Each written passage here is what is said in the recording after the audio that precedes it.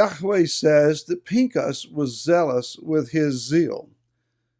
So what is Yahweh zealous for? Hi, this is Barry Phillips with 10-Minute Torah, day number 2 of Torah portion Pinchas. We're still in verse number 11. Same verse as yesterday. It says again that he, that is Pinchas, was zealous or ardent with my ardor, or zealous with my zeal. What is it that Yah is really zealous for? Good question. It would seem that Yah's zeal arises in the blatancy of idolatry. When we arrogantly, blatantly throw up our idols in front of his face. He said, I will have no other Elohim or gods before my face. And the tenor of that commandment is, don't be shoving the face of your idol up in front of me. As I taught recently, it's almost as if he is saying, don't put the mask of your idol over my face as to recreate who I am to your own preference. So when we bow down to an idol, what we're really doing is accepting whatever doctrines are attached to that idol and calling them truth in opposition to what Yah has already declared to be true. So it's not just about the battle of gods and their various names. It's more about their doctrines or the variety or versions of truth. Once truth becomes diluted, once the angle and the perspective of truth has been changed, once we deviate it to any small, minor degree from what truth is, it's changed. And it's less than what it's supposed to be.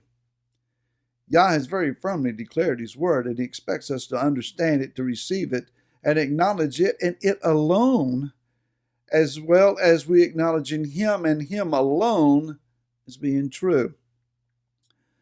The word says in the book of Devarim, chapter number 13, begin with verse 1, when there arises among you a prophet or a dreamer of dreams, and he shall give you a sign or a wonder.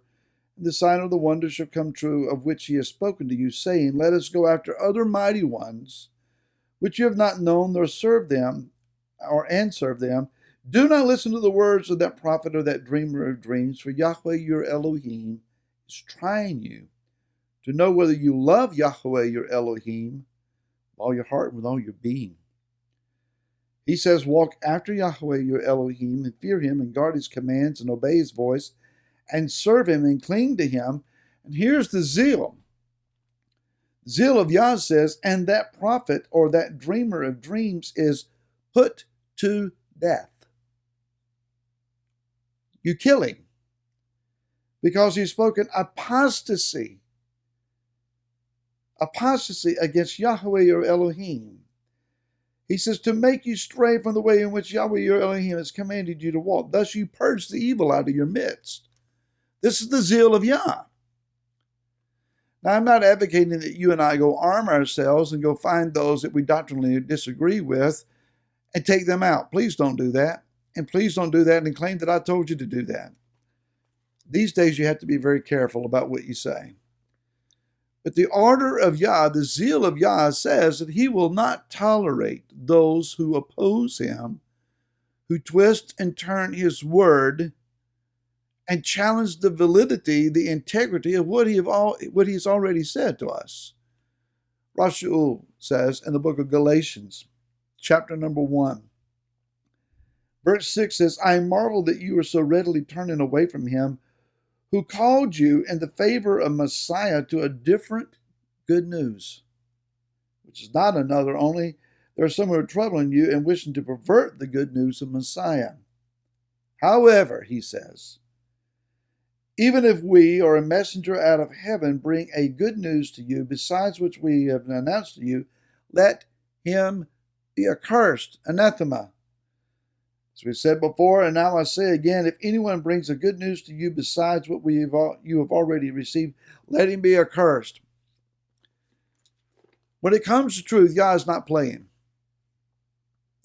It's just plain and simple as that. When it comes to truth, Yah is zealous for his truth. In the book of Isaiah, chapter 55, he says in verse 10 and 11, "For as the rain comes down and the snow from the heavens and do not return there, but water the earth and make it bring forth and bud and give seed to the sower and bread to the eater, so is my word that goes forth from my mouth. It does not return to me empty, but it shall do what I please and shall certainly accomplish what I sent it for." Yah is adamant about his word, about his truth, about his Torah.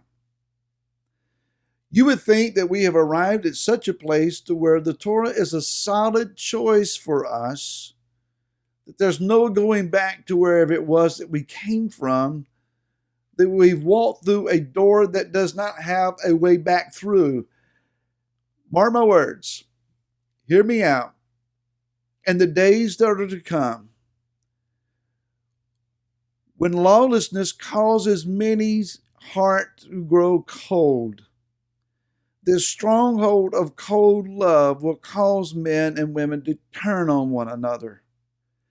Out of their frustration, out of their anger, out of their fear, they're going to walk away from that which they claim at this moment to be absolute truth.